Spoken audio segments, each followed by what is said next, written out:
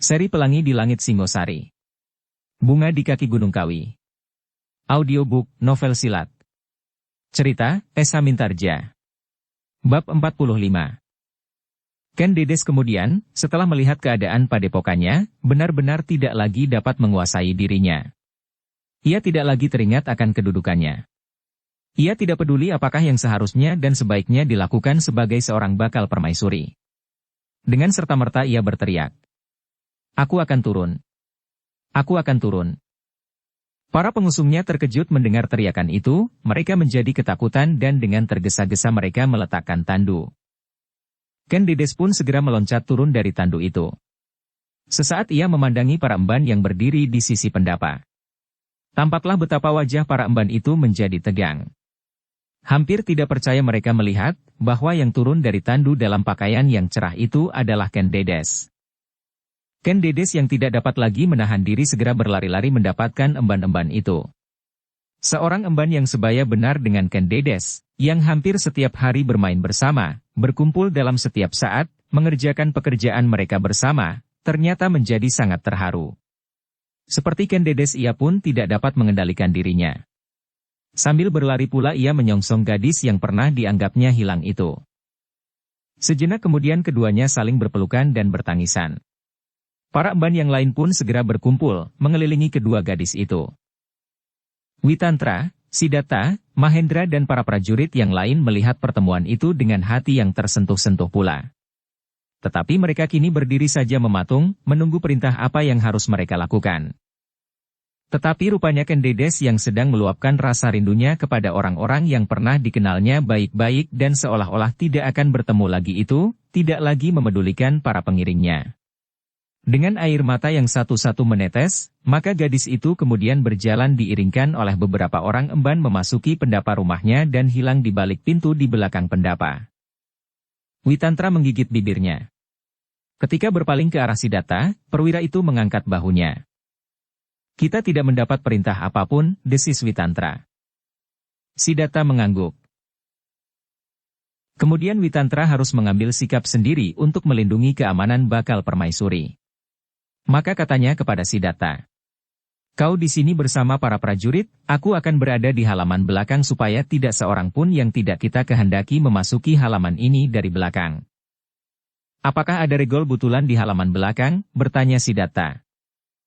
Witantra tersenyum, jawabnya, "Aku belum pernah melihat halaman belakang. Tetapi adalah berbahaya sekali kalau kita tidak sempat mengawasinya. Seandainya tidak ada regol butulan sekalipun agaknya untuk meloncati dinding batu setinggi ini tidak terlampau sulit. Mungkin seseorang atau beberapa orang akan dapat memasuki tempat ini lewat belakang Kakang, tetapi apakah mereka akan dapat membawa Tuan Putri meloncat dinding ini?" "Adi Siddhartha," sahut Witantra. Seseorang yang menjadi kecewa, bahkan merasa bahwa usahanya telah gagal, akan dapat berbuat hal-hal di luar dugaan.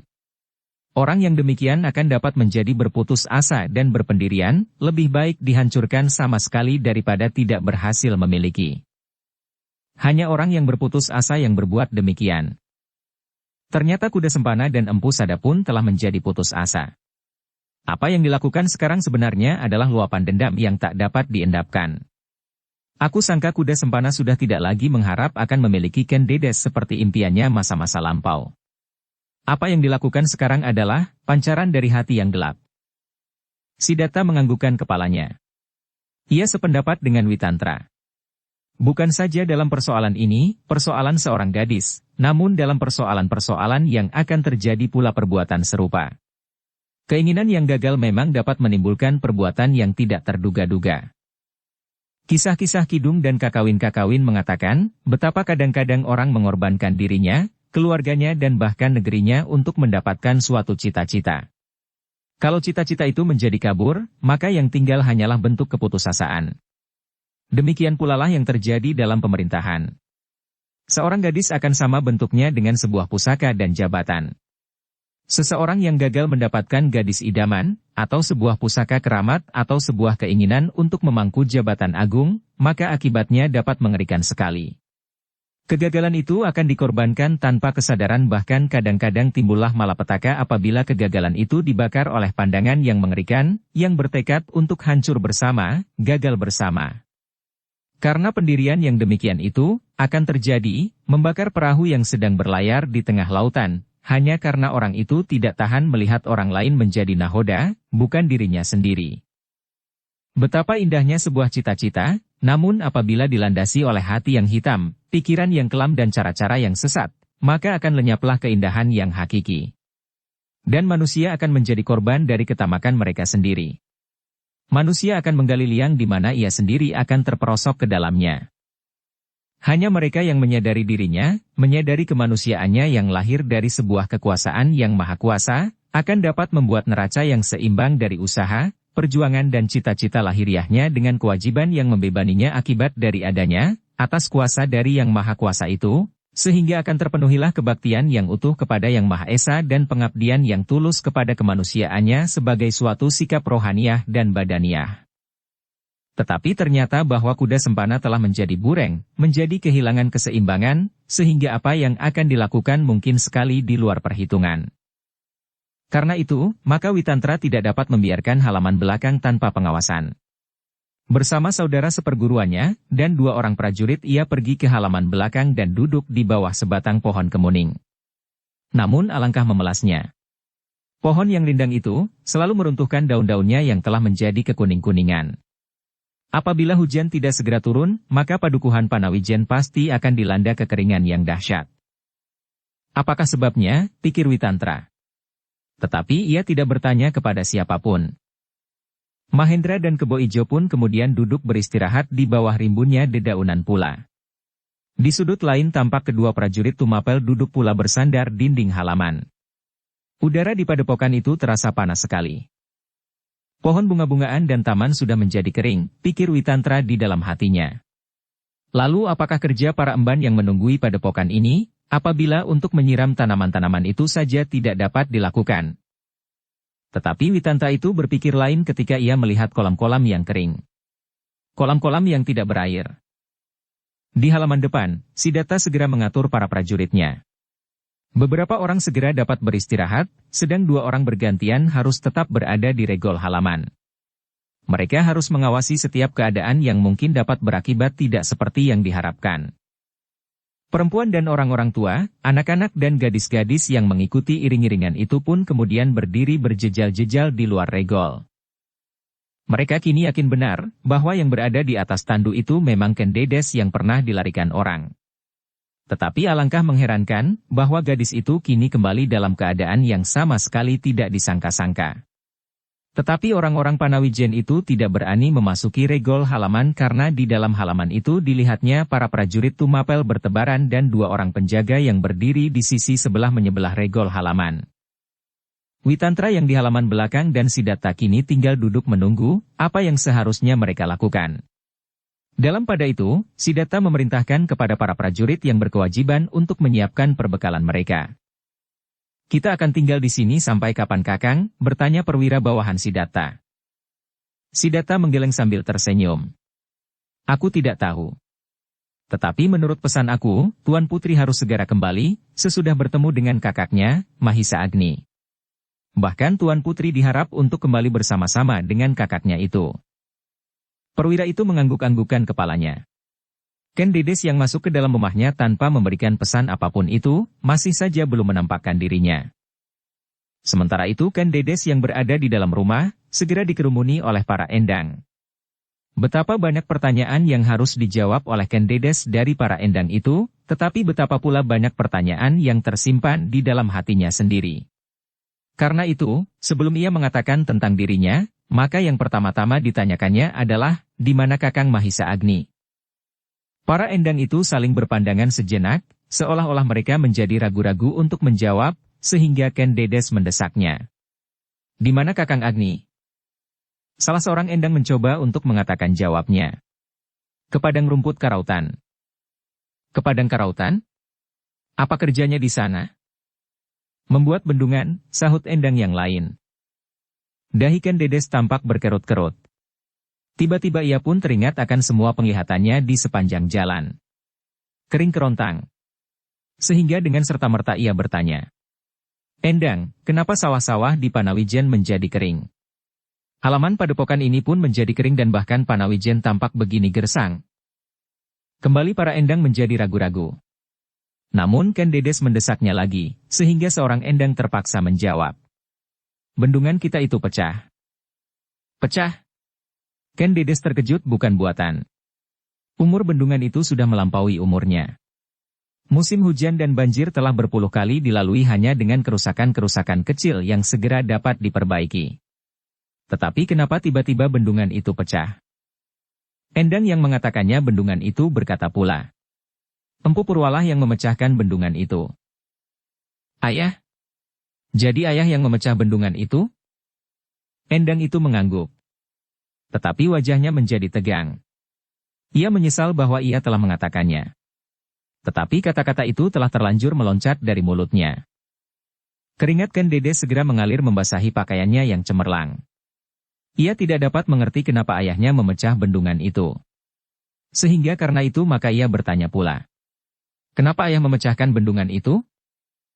Endang itu menggelengkan kepalanya. "Aku tidak tahu." Mungkin Kakang Mahisa Agni dapat menjawab pertanyaan itu. Hati Ken Dedes menjadi kian berdebar-debar. Sekali lagi ia bertanya, "Di mana Kakang Agni?" Sehingga karena itu maka ia bertanya pula, "Kenapa ayah memecahkan bendungan itu?" "Ke Padang Karautan." Setiap laki-laki dan anak-anak muda pergi ke Padang Karautan untuk membangun bendungan itu. "Beberapa hari yang lampau Kakang Agni telah datang ke Tumapel," sahut Ken Dedes. "Ya, pada saat itu semua orang telah berangkat ke Padang Karautan. Tinggal Kakang Agni dan beberapa orang yang masih menyelesaikan beberapa pekerjaan di sini. Membuat tampar ijuk dan patok-patok. Begitu Kakang Agni datang dari Tumapel, segera mereka berangkat menyusul yang telah berangkat lebih dahulu bersama Ki Buyut Panawijen."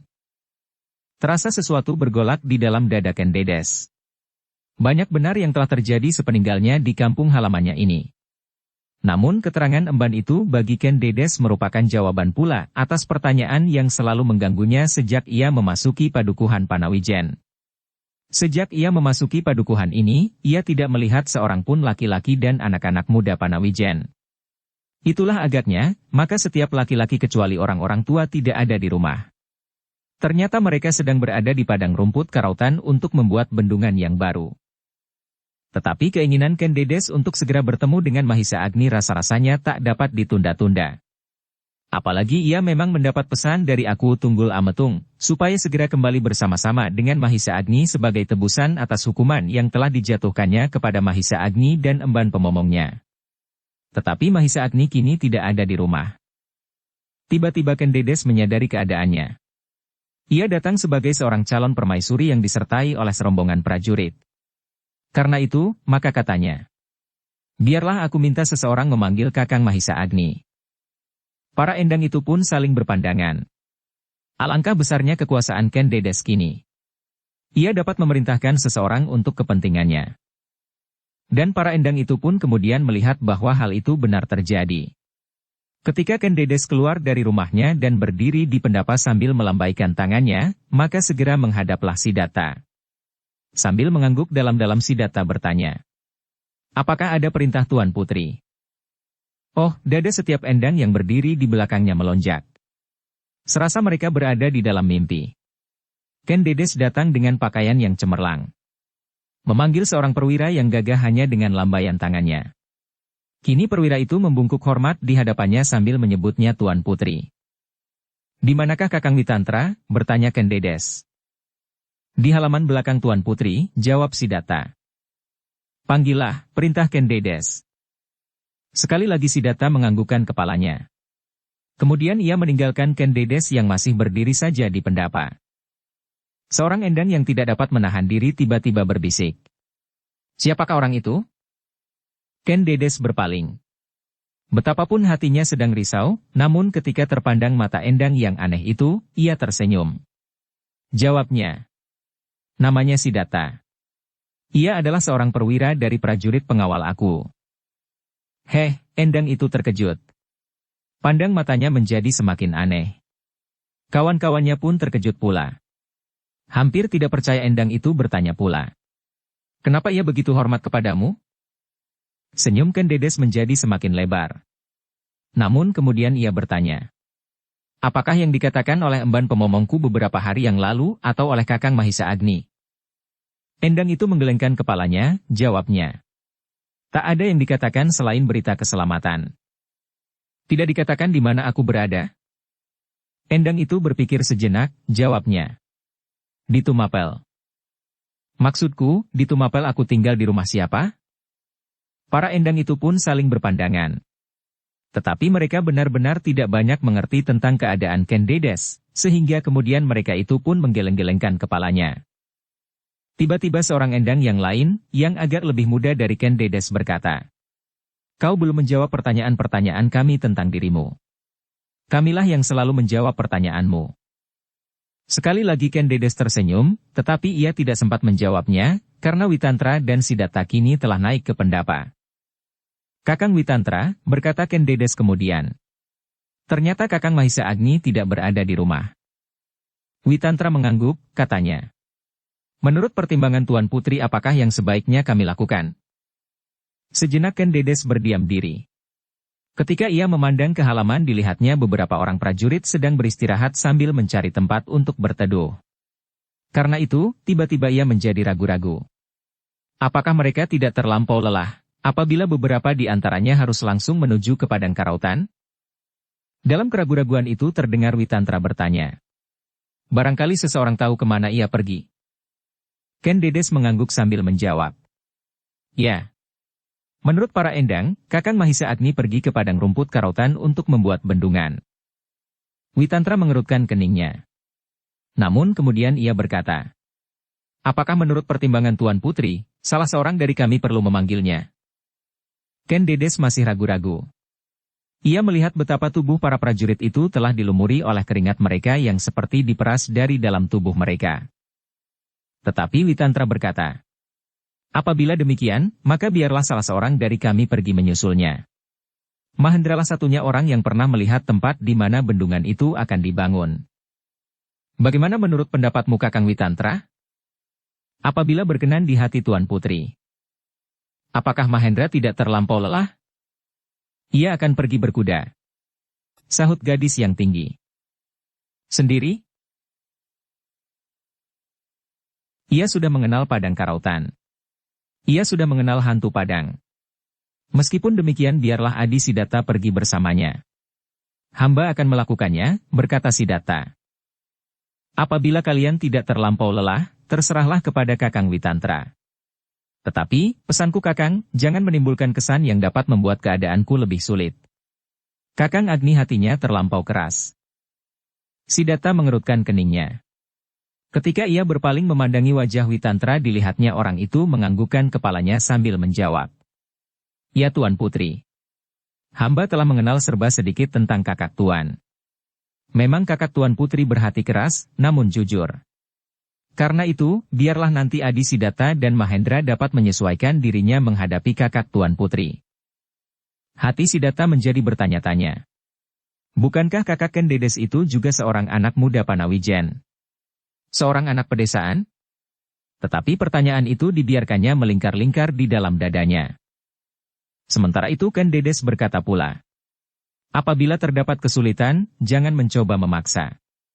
Aku ingin Kakang Mahisa Agni datang kemari. Tetapi kalau terpaksa, aku akan menjemputnya sendiri ke padang karautan. Witantra menganggukkan kepalanya. Jawabnya. Baik Tuan Putri. Biarlah Mahendra dan Adi Siddhartha berangkat sekarang. Terserah kepadamu Kakang. Tetapi hati-hatilah. Keduanya kemudian mengundurkan diri dari pendapa. Namun tampak betapa wajah Siddhartha memancarkan beberapa macam pertanyaan. Meskipun pertanyaan itu tetap disimpannya, tetapi Witantra dapat merasakannya, sehingga katanya.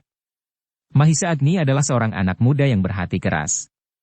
Telah beberapa kali ia berkelahi melawan Mahendra, tetapi Mahendra selalu dikalahkan. Adi Mahendra dikalahkannya, bertanya Siddhartha yang menjadi keheran-heranan. Ya, sahut Witantra. Anak itu melampaui Mahendra dalam banyak hal. Siddhartha mengangguk-anggukan kepalanya. Tetapi kemudian ia bertanya. Apakah nanti kalau anak muda itu bertemu dengan Adi Mahendra tidak akan terjadi sesuatu? Witantra menggelengkan kepalanya. Katanya, tidak. Mahendra telah minta maaf kepadanya. Minta maaf? Siddhartha menjadi bingung. Ya. Mahendra selalu di pihak yang bersalah. Siddhartha tidak berkata apa-apa lagi. Ia tahu benar sifat pemimpinnya itu. Ia tidak pernah berkata lain daripada menurut tanggapannya yang sewajarnya. Meskipun orang itu saudara seperguruannya, kalau ia berbuat salah, maka Witantra akan berkata demikian. Witantra pun kemudian segera memanggil Mahendra dari halaman belakang, sementara perwira yang seorang lagi ditugaskannya mengawasi halaman belakang itu. Dalam pada itu Ken Dedes telah kembali masuk ke dalam rumahnya. Orang-orang yang masih berkerumun di luar regol menjadi kecewa ketika mereka melihat Ken Dedes tidak memberi kesempatan kepada mereka untuk menemuinya. Tetapi mereka tidak segera pergi. Sejenak kemudian Mahendra dan Kebo Ijo pun telah datang menemui Witantra. Dengan berbagai macam pesan, maka Witantra minta kepada Mahendra untuk memanggil Mahisa Agni di padang karautan bersama dengan Siddhartha. Mahendra menarik nafas dalam-dalam. Ia tahu benar, bahwa Mahisa Agni seolah-olah tidak mau lagi mempersoalkan hubungan antara adiknya dan Aku Tunggul Ametung. Mahendra mengerti betapa perasaan Mahisa Agni tersinggung. Ia merasa dikesampingkan oleh adiknya sebelum ia mengambil keputusan. Ia tidak mau menerima keadaan adiknya itu, sebagai sesuatu yang telah terlanjur. Tetapi ia tidak mau menolak perintah kakaknya. Sehingga karena itu maka jawabnya. Baik Kakang, aku akan mencoba bersama Kakang Siddhartha. Setelah keduanya berkemas, sedikit mengisi perut mereka dengan bekal yang mereka bawa, maka segera mereka meninggalkan halaman padepokan menuju ke padang karautan. Demikian mereka meninggalkan pedesaan, maka segera terasa, sinar matahari menyengat tubuh mereka. Bukan main panasnya, desis Mahendra. Siddhartha tersenyum. Jawabnya. Sebuah perjalanan yang hangat. Mahendra mengangguk. Kemudian katanya pula. Kita akan menyusur tidak jauh sepanjang sungai yang mengalir lewat padang itu. Pada sungai itulah bendungan akan dibangun. Tetapi bukan itu soalnya. Kalau kita kehausan, kita akan segera mendapatkan air. Sekali lagi Siddhartha tersenyum. Kemudian mereka memacu kuda mereka meninggalkan kepulan debu yang putih. Mereka meluncur di jalan-jalan di antara sawah-sawah yang mengering menuju ke padang rumput karautan yang panasnya bukan main. Tetapi perjalanan dengan kuda adalah jauh lebih cepat daripada berjalan dengan kaki. Meskipun sekali-sekali mereka beristirahat di tebing-tebing sungai untuk mengambil air, dan memberi kuda mereka minum, namun waktu yang mereka perlukan tidak terlampau panjang. Sebelum matahari terbenam, mereka telah sampai ke tempat yang pernah dikenal oleh Mahendra. Kita hampir sampai, desis Mahendra sambil mengusap peluhnya. Siddhartha mengangguk. Wajahnya menjadi merah kehitaman dibakar oleh terik matahari. Kuda kita terlampau lelah, berkata Siddhartha. Kita berjalan perlahan-lahan, sahut Mahendra. Mudah-mudahan di tempat mereka bekerja terdapat sisa makanan hari ini. Perutku terlampau lapar. Siddhartha tertawa. Tetapi tertawanya masam sekali, sebab sebenarnya perutnya pun telah menjadi lapar. Tetapi saat itu udara telah menjadi sejuk. Matahari telah terlampau rendah, bahkan sejenak kemudian warna merah di langit selapis demi selapis menjadi semakin hitam. Mahendra dan Siddhartha berjalan terus. Kuda-kuda mereka kini tidak lagi berpacu terlampau cepat. Sebentar lagi mereka sudah akan sampai di tempat yang mereka tuju. Dalam pada itu, langit pun semakin lama menjadi semakin pekat. Satu-satu bintang seakan muncul dari balik tirai yang hitam.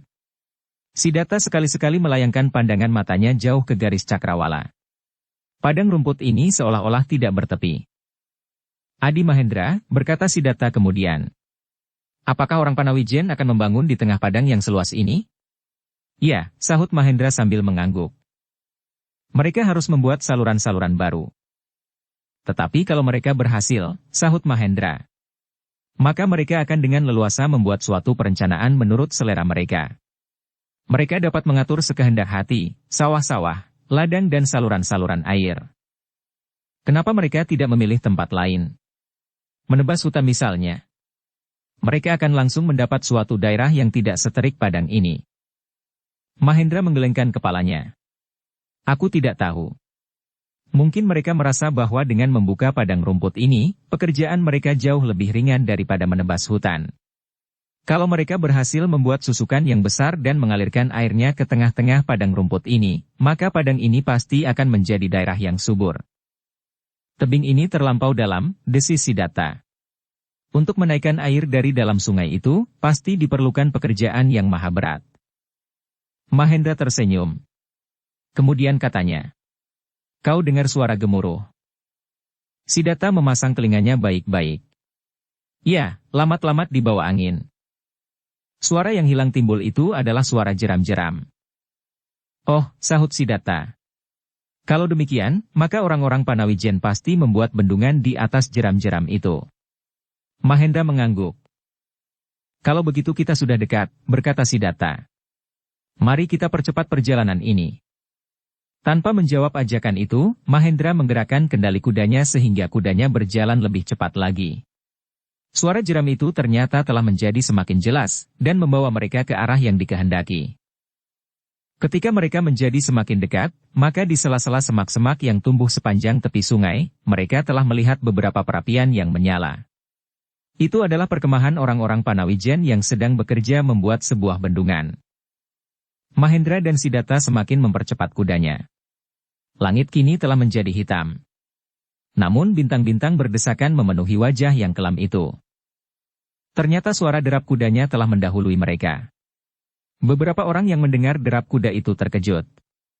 Dengan tergesa-gesa mereka ingin menyampaikannya kepada Mahisa Agni yang ada di antara mereka. Tetapi Mahisa Agni sendiri telah mendengar derap itu pula. "Aku mendengar derap kuda, Paman," desisnya. Pamannya Empu Gandring yang duduk memeluk lututnya mengangkat wajahnya. Kemudian sambil menganggukkan kepalanya ia menjawab, "Ya, aku mendengar." Mahisa Agni kemudian berdiri. Katanya, "Aku akan melihatnya." "Hati-hatilah," pesan pamannya. Mahisa Agni itu pun kemudian melangkah di antara kawan-kawannya yang sedang beristirahat setelah hampir sehari penuh mereka melakukan pekerjaan mereka, membangun sebuah bendungan. Dengan kemauan yang bulat mereka bekerja dengan sepenuh tenaga. Tak ada tempat bagi mereka yang hanya mampu berbicara dan berteriak-teriak tentang bendungan yang rusak. Tentang kesulitan dan tentang kelaparan yang mungkin akan melanda mereka. Yang penting bagi penduduk Panawijen kini adalah bekerja. Bekerja.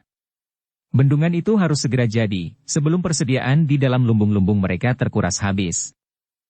Anak-anak muda Panawijen menyadari bahwa kini bukan masanya lagi untuk berbaring-baring di pasir tepian sungai sambil berdendang dan bergurau. Bukan masanya lagi untuk bersenang-senang dan mengadakan jamuan makan di antara mereka. Yang harus mereka lakukan kini adalah bekerja dan prihatin. Mahisa Agni kini telah berdiri di luar batas perkemahan orang-orang Panawijen. Beberapa langkah ia maju lagi untuk menyongsong dua bayangan orang-orang berkuda yang sudah semakin dekat.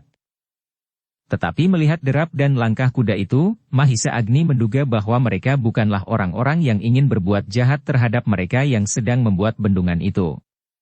Meskipun demikian beberapa orang kawan-kawannya telah menjadi cemas dan berdebar-debar, meskipun kecemasan itu disimpannya saja di dalam hati.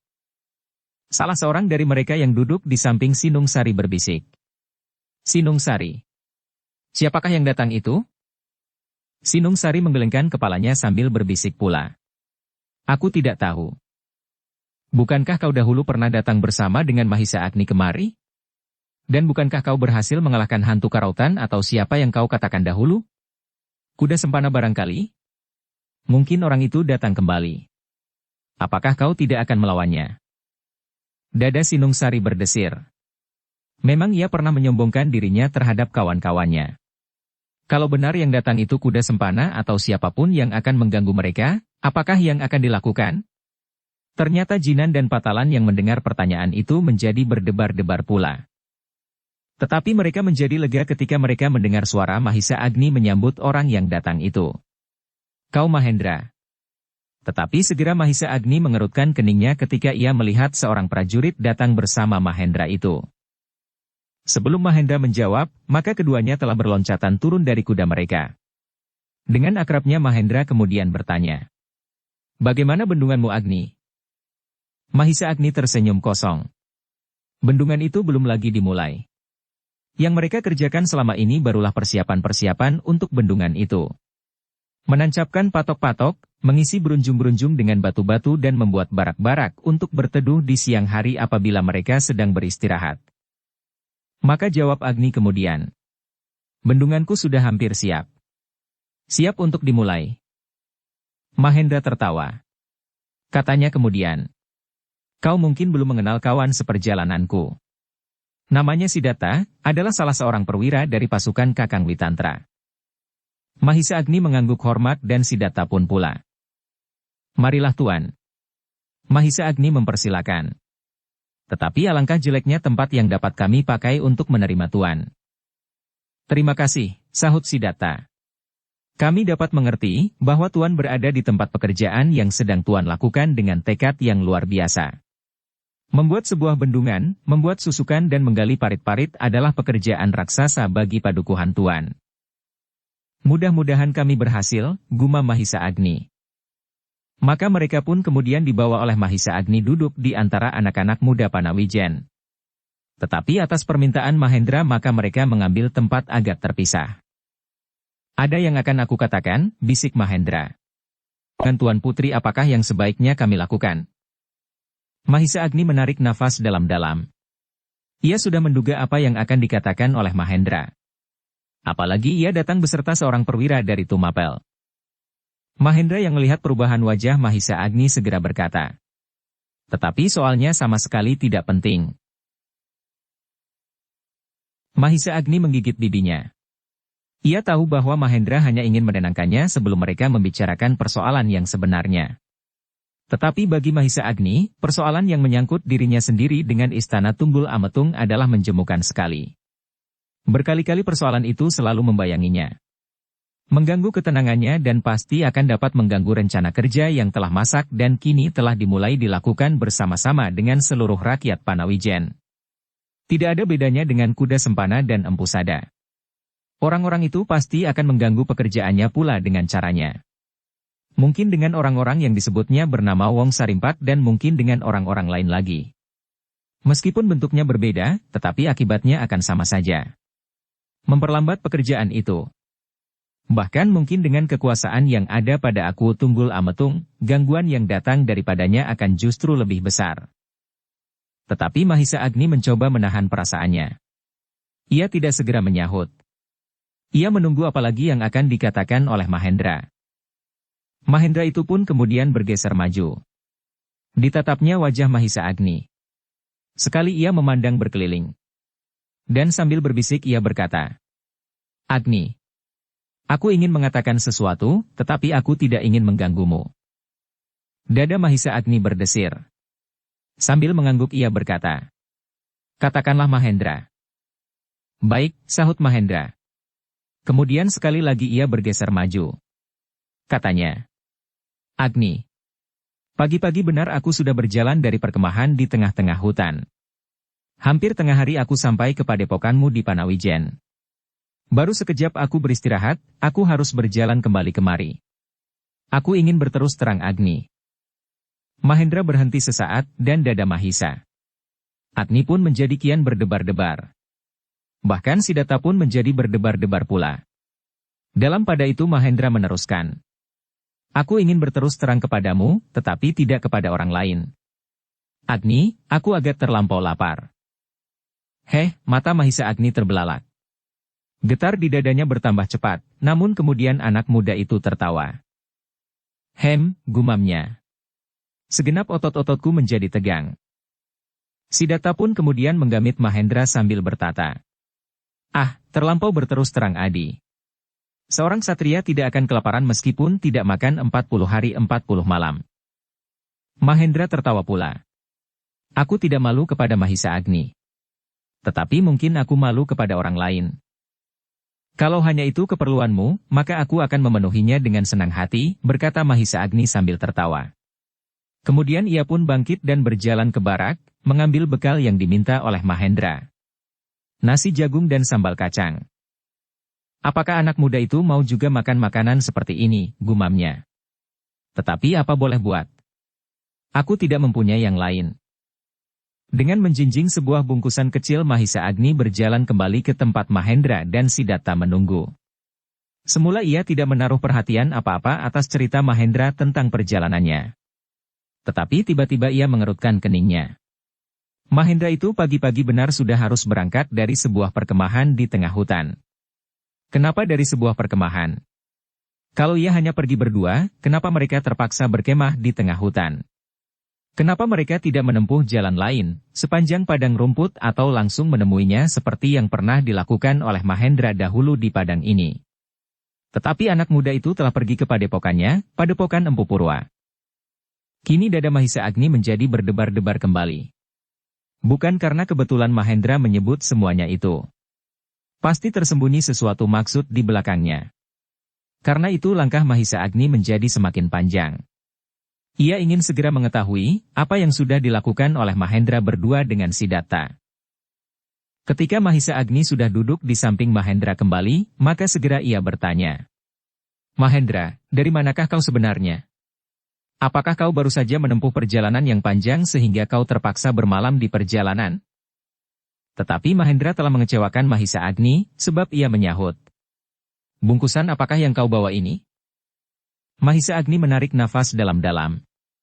Sebenarnya ia segera ingin tahu, dari mana dan untuk apa Mahendra datang ke padepokannya dan kemudian setelah beristirahat hanya sesaat yang pendek ia harus dengan tergesa-gesa meninggalkan padepokan itu dan datang ke padang ini, sehingga anak muda itu menjadi sangat lapar.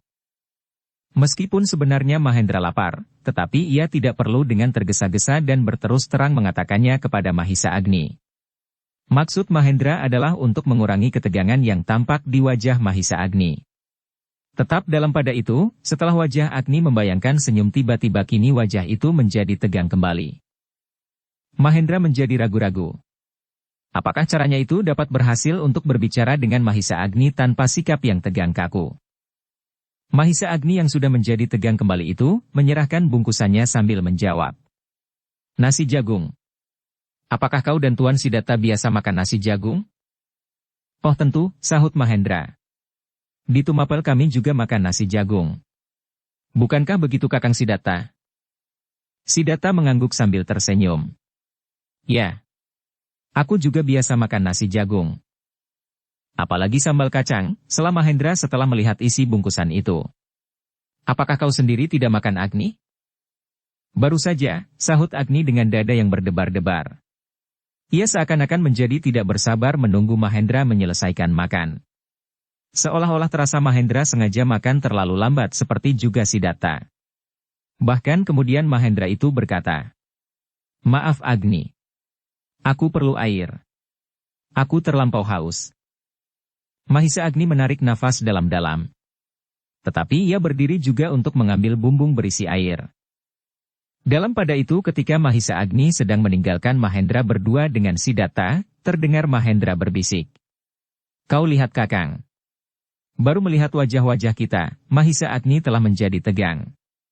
Aku tahu, ia sudah jemu membicarakan masalah adiknya yang satu itu. Berkali-kali ia selalu diganggu oleh persoalan itu. Siddhartha mengangguk-anggukan kepalanya. Desahnya. Melihat sikapnya maka anak muda itu benar-benar keras hati. Sebenarnya tidak. Ia anak muda yang baik. Ia tidak mendendam seseorang. Aku pernah berkelahi melawannya karena kesalahanku. Tetapi aku selalu saja dikalahkan. Meskipun ia menang atasku, namun ia tidak berbuat apa-apa atasku ketika aku minta maaf. Ia tidak menghina aku dan tidak ingin membalas dendam. Aku tidak tahu kenapa ia bersikap terlampau keras terhadap adiknya. Mungkin karena ia menjadi banyak kehilangan karena hilangnya adiknya itu. Ayah angkatnya yang juga menjadi gurunya, Bendungan, sahabatnya yang juga bakal iparnya yang bernama Wiraprana yang dibunuh oleh kuda sempana, dan ia sendiri hampir terbunuh untuk mempertahankan adiknya. Tiba-tiba ia mendengar adiknya menerima lamaran Tunggul Ametung yang turut melarikan gadis itu. Perasaannya tersinggung karenanya, desis Siddhartha. Tersinggung agak terlampau parah, sambung Mahendra. Tetapi percakapan itu terhenti ketika Mahisa Agni datang sambil membawa bumbung air. Mahisa Agni menjadi semakin kecewa ketika ia melihat nasi jagung Mahendra masih hampir utuh. Karena itu maka katanya, Nasi itu sama sekali tidak memenuhi seleramu Mahendra. Oh, tidak, sahut Mahendra. Aku senang sekali makan nasi jagung dan sambal kacang. Mahisa Agni tidak menyahut. Ia mencoba menyabarkan diri menunggu sampai mereka selesai makan. Tetapi hatinya yang selalu bergolak itu tidak dapat ditahannya. Maka terloncatlah pertanyaannya. Dari manakah kalian berdua Mahendra? Mahendra berhenti menyuapi mulutnya. Tetapi ia masih ragu-ragu untuk menjawab. Namun di luar kehendaknya Siddhartha lah yang menjawab. Kami baru saja menempuh sebuah perjalanan. Mahisa Agni menganggukkan kepalanya. Ia menunggu Siddhartha meneruskan, tetapi orang itu berdiam diri sambil meneguk seteguk air dari bumbung. Karena Siddhartha tidak meneruskan kata-katanya maka kembali Agni bertanya. Perjalanan jauh? Tetapi apakah kalian telah singgah ke padepokanku di Panawijen? Ya, sahut Mahendra. Ia tidak dapat menyembunyikan persoalan yang sebenarnya. Tetapi ia ingin mengatakannya dengan cara yang lain. Kami berjalan-jalan bersama Kakang Witantra. Mahisa Agni mengerutkan keningnya. Ia menjadi semakin curiga. Katanya, apakah Witantra sekarang berada di padepokanku di Panawijen?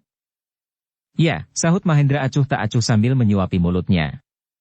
Perjalanan yang sama sekali tidak menarik. Kami harus berjalan kaki dari Tumapel, lewat tengah hutan, untuk menghindari terik matahari. Kenapa? Seolah-olah tidak ada soal yang penting sama sekali, Mahendra menjawab. Kami mengantarkan adikmu. Ken Dedes, desis Mahisa Agni. Ya. Ia sedemikian rindunya kepadamu sehingga ia memaksa untuk menemuimu. Tetapi setelah kami sampai di padukuhanmu, kau tidak ada. Dengan serta-merta aku harus berjalan lagi ke padang rumput karautan. Bohong, tiba-tiba terdengar suara Mahisa Agni semakin tegang. Siddhartha mengerutkan keningnya. Benar juga pesan Witantra dan Ken Dedes. Mahisa Agni bersikap agak terlampau keras. Tetapi Mahendra sama sekali tidak terkejut. Ia masih tetap menyuapi mulutnya. Bahkan kemudian sambil tertawa ia berkata, ah, nasimu benar-benar luar biasa. Enak dan cepat menjadi kenyang. Aku tidak percaya Mahendra, berkata Agni tanpa menghiraukan kata Mahendra. Kalian datang untuk menangkap aku dan membawa aku menghadap aku Tumapel karena aku pernah meninggalkan Tumapel sebelum aku menghadap. Mahendra mengerutkan keningnya. Tetapi wajahnya masih tetap tenang, dan mulutnya masih tetap mengunyah makanannya.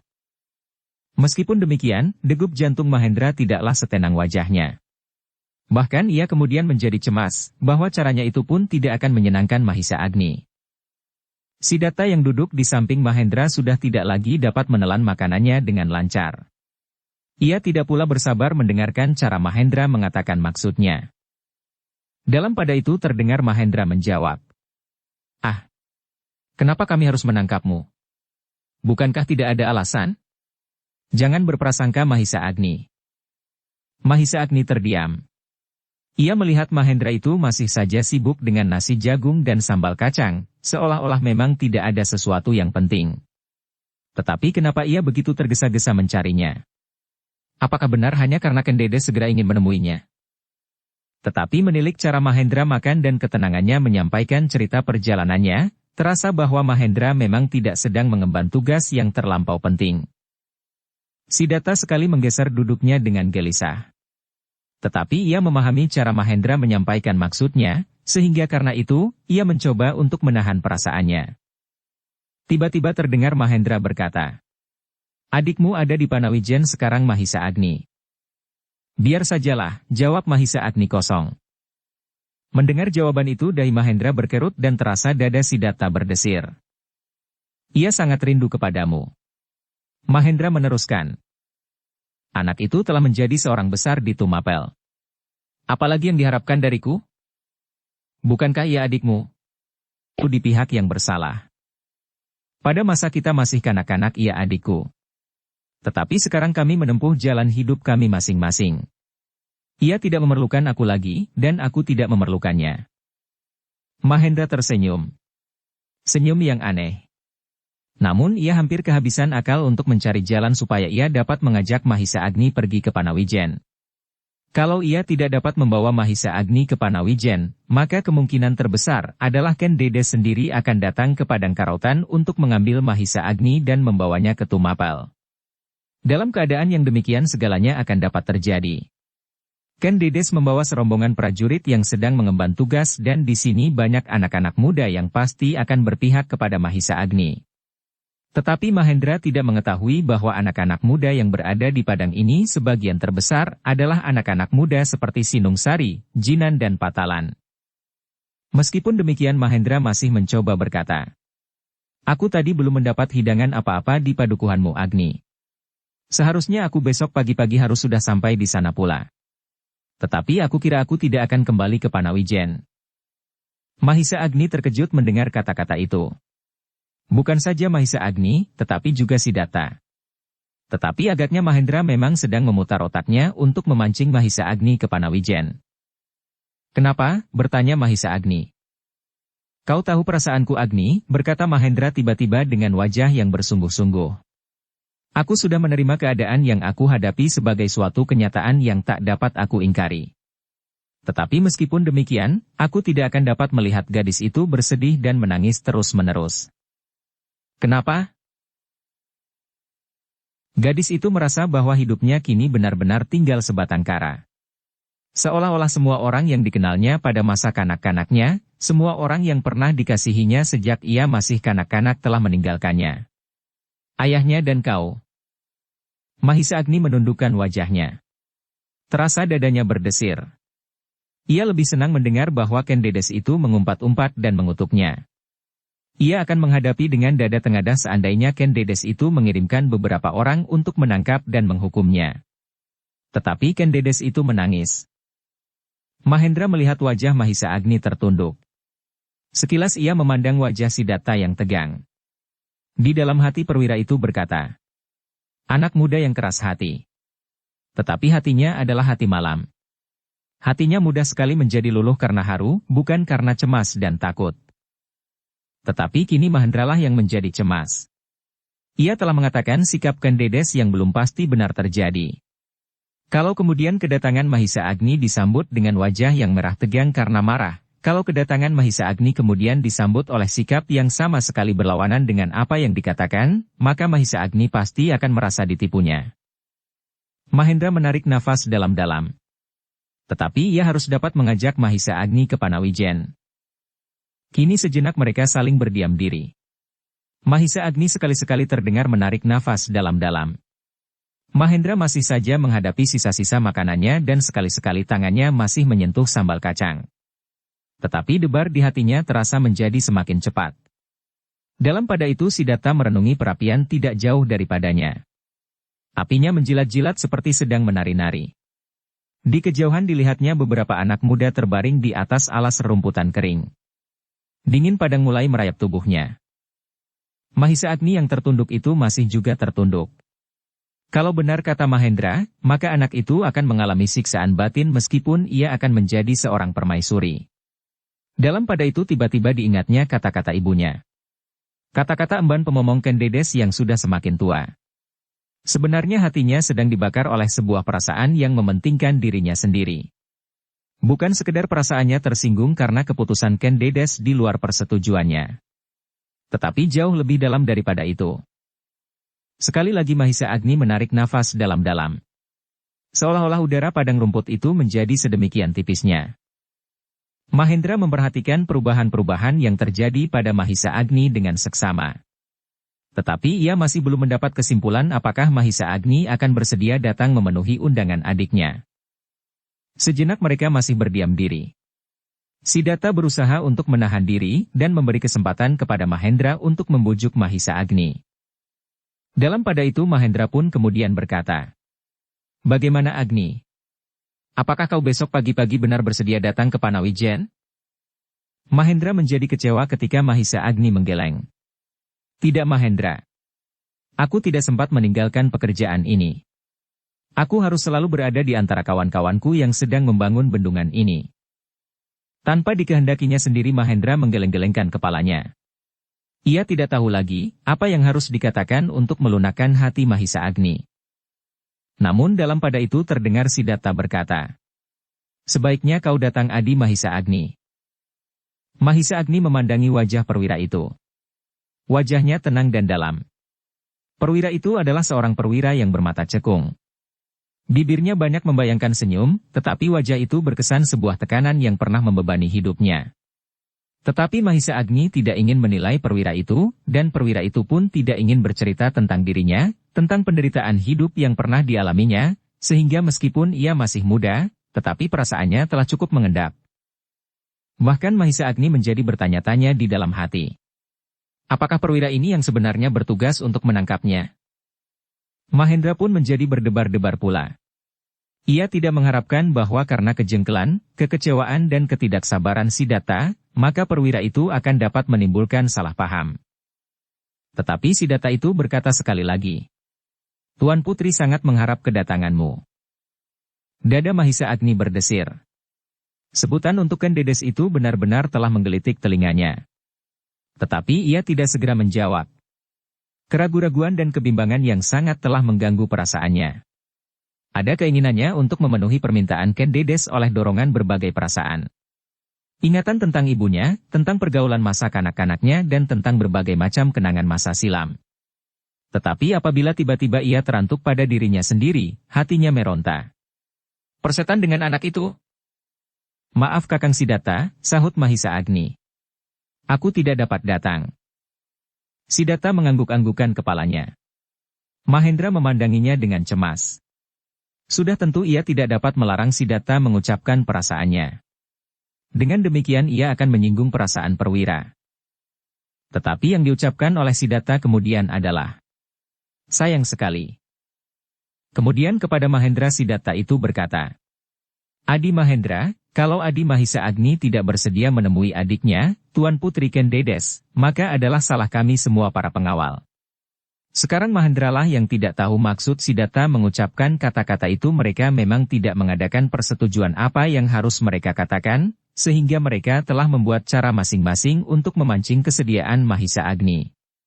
Tetapi Mahendra menyadari, agaknya Siddhartha pun sedang mencoba melunakkan hati Mahisa Agni.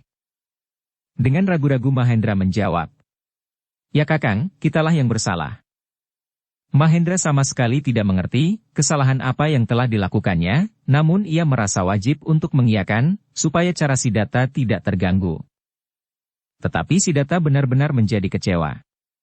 Ia ingin Mahendra bertanya, kenapa kesalahan itu diletakkan kepadanya dan kawan-kawannya supaya ia mendapat jalan untuk menjelaskan sebuah persoalan yang telah dikarangnya. Karena itu dengan menggigit bibirnya Siddhartha menarik nafas dalam-dalam. Melihat wajah Siddhartha yang berkerut-kerut Mahendra menjadi heran. Kemudian timbullah kekhawatirannya, bahwa ia telah membuat tanggapan yang salah. Tetapi tidak dengan sengaja, Mahisa Agni itu bertanya, "Kenapa kalian yang bersalah?" Sekali lagi Siddhartha menarik nafas dalam-dalam. Katanya, "Semula Tuan Putri telah menyangka bahwa Adi Mahisa Agni berada di padang ini. Tuan Putri telah memerintahkan kepada kami untuk langsung datang kemari karena betapa rindunya Tuan Putri kepada satu-satunya kadang yang masih ada. Tetapi kamilah yang menasihatkannya, supaya Tuan Putri datang lebih dahulu ke Panawijen.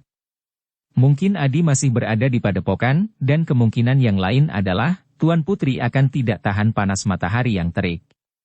Tetapi ketika kami sampai di Padepokan Adi, ternyata Padepokan itu kosong. Yang ada hanyalah para cantrik dan endang. Betapa kecewa hati Tuan Putri. Yang dilakukan pertama-tama adalah menangis. Memanggil kami dan betapa Tuan Putri marah kepada kami. Sebelum kami sempat duduk, aku dan Adi Mahendra harus berangkat lagi menebus kesalahan kami. Tetapi kalau Adi Mahisa Agni tidak bersedia datang, maka apabila kesalahan ini didengar oleh aku Tunggul Ametung, maka kedudukan kami akan terancam. Lebih daripada itu, Tuan Putri akan menjadi sangat bersedih. Adalah pasti Tuan Putri akan menjadi berangkat kemari betapapun alam menghalang-halanginya dengan terik matahari, haus dan mungkin gangguan-gangguan yang lain." Kata-kata itu serasa menusuk-nusuk ulu hati Mahisa Agni. Kalimat demi kalimat menghunjam ke dalam dadanya seperti pisau yang sejari demi sejari menembus semakin dalam. Tiba-tiba dalam kepedihan itu Mahisa Agni memotong dengan kasarnya. "Cukup! Cukup!" Siddhartha terdiam mendengar Mahisa Agni tiba-tiba membentak-bentak. Tetapi perwira itu tidak menunjukkan sikap apapun. Ia masih tetap duduk dengan tenangnya sambil memandangi nyala api yang sedang menjilat udara. Bersambung ke bab 46. Dukung kami dengan subscribe, follow, like, komen dan share. Terima kasih.